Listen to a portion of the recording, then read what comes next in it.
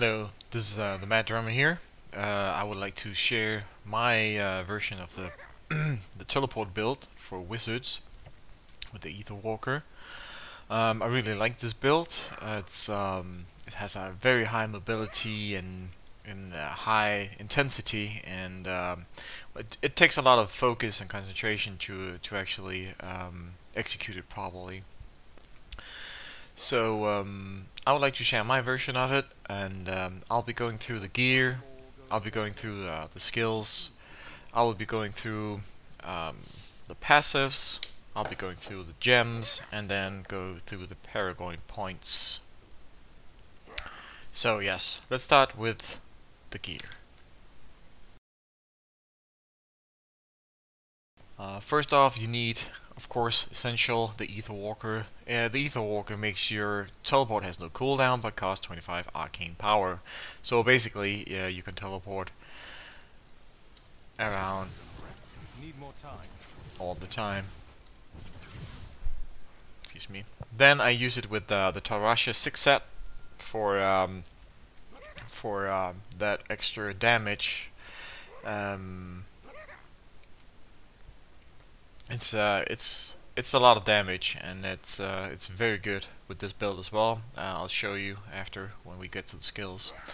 I use the Pauldrons of the Skeleton King as well. I've rolled resource cost reduction on these because all the skills in this build are heavily arcane power draining, so that's what to lower the cost. Then essential as well, ancient path and defenders with lowering damage taken from all stunned enemies around you in 25 yards. I have these as well with fire damage, and they could also work because later when you show a meteor would be your primary damage dealer. And of course, I've chosen to have 4 arcane power on critical hits on my offhand because, as I said, all the abilities or skills are very resource demanding, so the more regen you can get, the better. And pretty much standard nil for a boast, which you would have normally. A different on this one is the Cinder Code. Basically, your primary damage dealer will be the Meteor Shower, and lowering the cost of fire skills by 20. This one is 29. You can get it to 30, and of course, fire skills can go to 20, and so on and so forth. This is just a legendary I got. It's not ancient, so it can be better. But this will be very important in higher grade rifts because you will be able to dish out more damage with the arcane power you have. You can use Talrash's chest piece as well for normal rifts. So that's it. Yes. On to skills.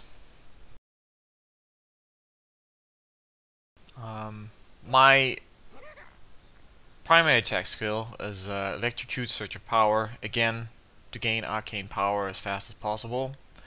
I gain 1 power for each enemy hit, so that's it's a very good builder, and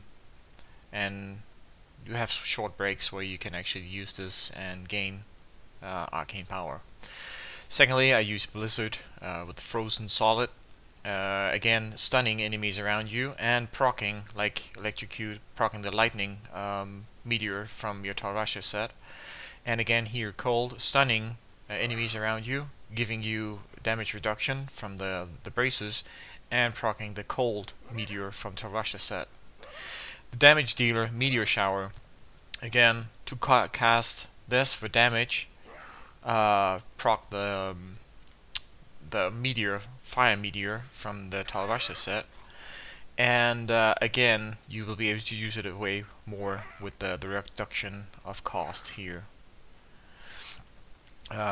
Teleport is of course needed in this one. I use Calamity for the damage, and again stun that will work very well with the path and defenders, and it will proc the arcane meteor as well.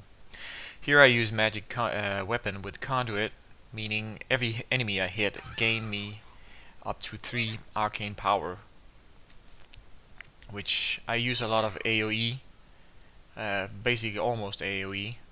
So all enemies hit will give me up to 3 arcane power.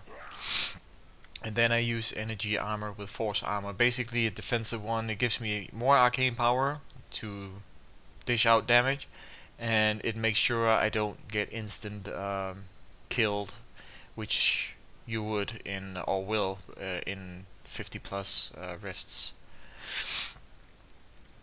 So yes, those are the skills. Let's move on to passives. The passives I've chosen are Glass Cannon, Unstable Anomaly, Astral Presence, and Elemental Exposure.